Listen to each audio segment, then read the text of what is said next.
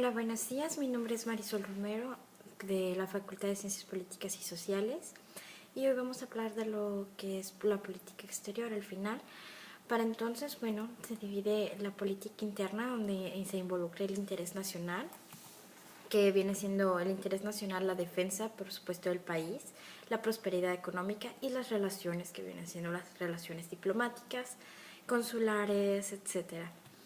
Como segundo término está la política exterior, fuertemente relacionada con el interés nacional. ¿Por qué? Porque el diseño de la política interna y externa va a venir a implementar principalmente cómo se estructura cada nación, cada país, cada ente entre los actores principales. En esta unidad, durante la segunda unidad se estuvo viendo el diseño de la política interna y externa, donde se involucraba mente las facultades geográficas. He aquí de que tengamos lo de fronteras. La frontera, bueno, para empezar hay que dar piedad a la geografía, que la geografía le otorga a un país ventajas o desventajas que afectan el comportamiento de la política al exterior, tanto al interior. Y esto va a incluir el grado de ocupación, de cooperación con otros países, el grado de conflictos, el interés nacional. Entre las ventajas de la geografía es que se encuentra el grado de control de las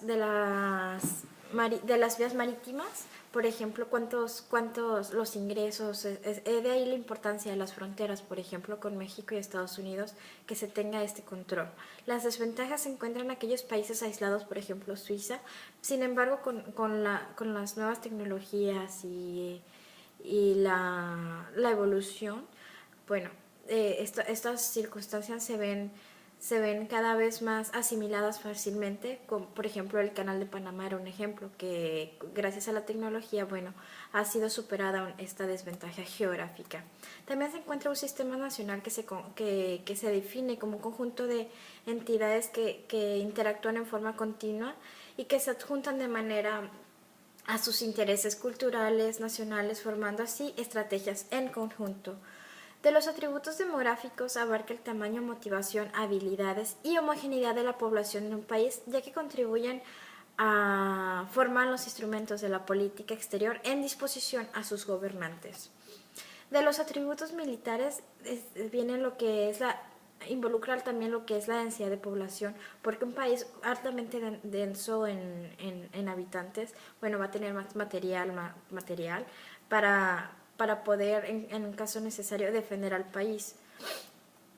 En el atributo económico también es esto, que por ejemplo China tiene un alto índice en población y esto hace que haya más generación rápida del mercado, es decir, también se logra gozar de las ventajas comerciales y esto permite que se establezcan relaciones en el exterior como en el interior. Durante la segunda unidad fue homogenizar los caracteres, lo de Estado, el interés nacional, los atributos, o sea, llámese demográficos, militares, eh, económicos, para que así entablar las relaciones. ¿Por qué? Porque un país depende totalmente de entablar y sistematizar con otras naciones. Durante la tercera unidad se vio lo que viene siendo el antecedente de la teorización de esta materia, ya que desde la época antigua en Grecia se intentaban teorizar sobre estos mismos conceptos. Sin embargo, no se logró catalogar como una ciencia política hasta después del siglo XX, bueno, mediados del siglo XX. El auge de la ciencia política, bueno, como tal, hemos dicho, acontece después de la Primera y Segunda Guerra Mundial. ¿Por qué? Porque las naciones necesitaban desarrollar buenas relaciones diplomáticas, principalmente después de la Segunda Guerra Mundial, después de la Guerra Fría. ¿Por qué? Porque se necesitaba homogenizar. He aquí, por ejemplo, muy claro la Unión Europea. Cuando nace después de la Segunda Guerra Mundial. Se necesitaba hacer una pauta, entablar las relaciones y homogenizar estas ideas.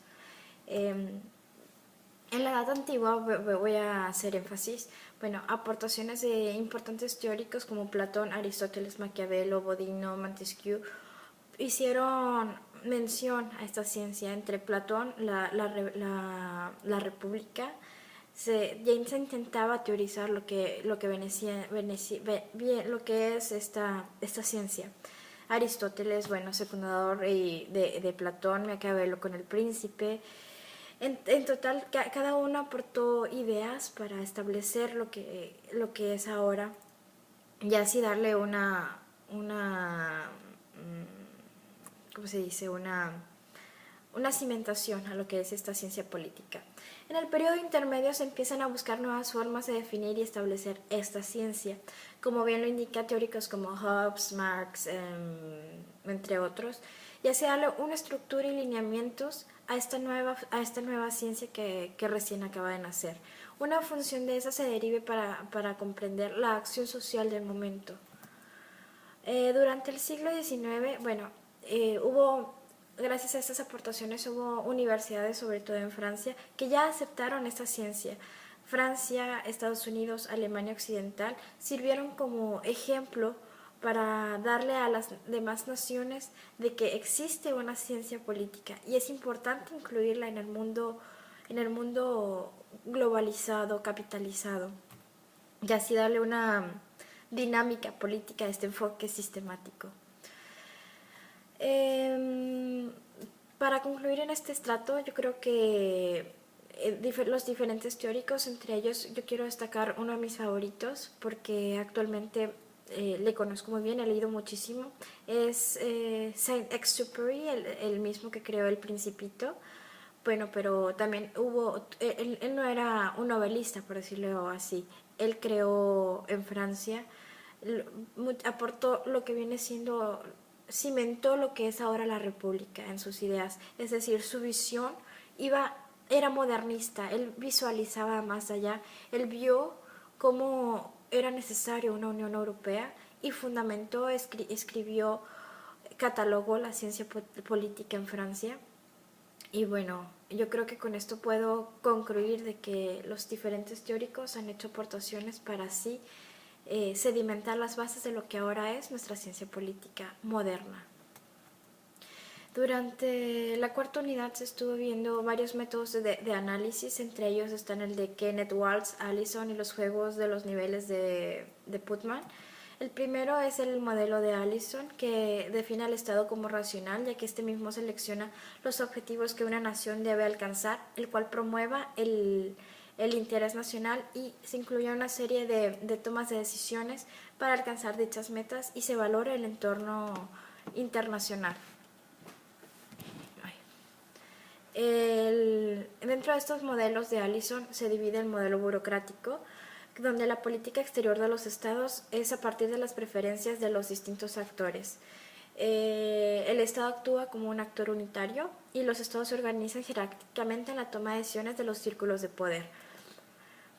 Los círculos de poder se dividen en tres. El primero es el que forman parte el presidente y sus allegados. El segundo es el Congreso. Y por último forman el círculo externo que es los medios de comunicación y la opinión pública.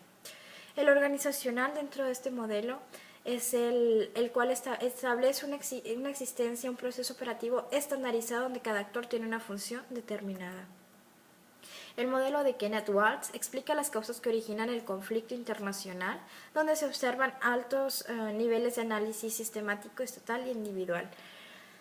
El primer modelo explica la conducta del Estado a partir del contexto internacional, es decir, donde se responde a partir de incentivos externos, suponiendo que los países y actores internacionales operan en un ambiente social, económico, político y geográfico, siendo características que los ayuden con la interacción entre los estados.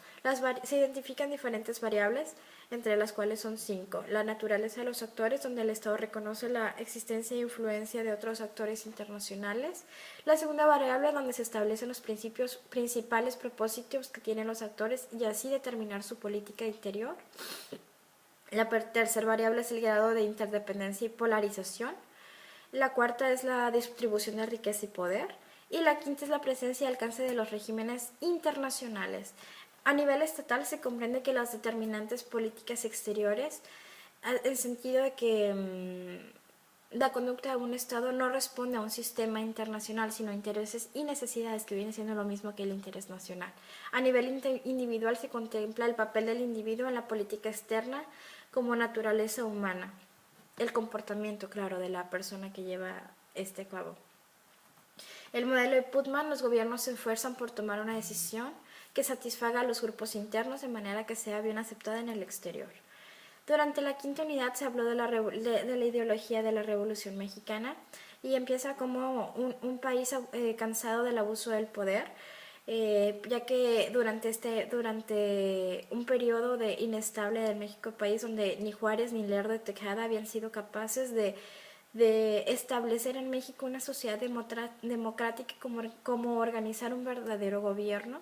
Entonces viene este ente que nosotros llamamos Porfirio Díaz a establecer una dictadura como tal, porque así lo necesitaba en esa época. Desde mi punto de vista, México necesitaba esa dictadura para establecer el orden y la paz que era tan básica, tan necesaria como tal, aunque ya haya dicho varias veces esta palabra.